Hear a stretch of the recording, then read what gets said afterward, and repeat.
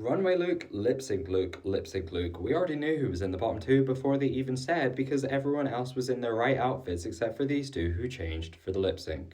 Okay, it's not a big deal, but I did notice this little error, Drag Race. She gave the game away early. I mean, they knew they were in the bottom two.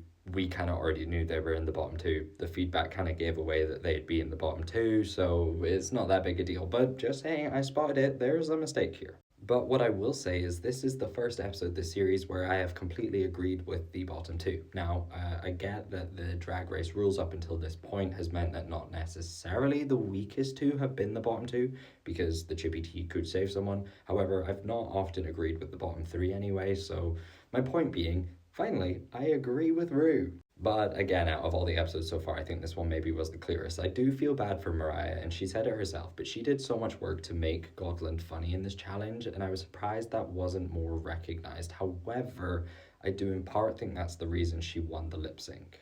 I think Rue was kind of throwing her a bone because, for the most part, I think they were quite evenly matched in the lip sync. I do think Mariah won anyway, but yeah. Anyway, that's kind of it. That was the bottom two, and I agree with it. So let me know, what did you think of the bottom two, and what did you think of Zahira going home? I don't know what happened to me there. I struggled to say Zahira. I can't do it. Okay, we're moving on. Okay, goodbye. Talk about it in the comments. Thank you.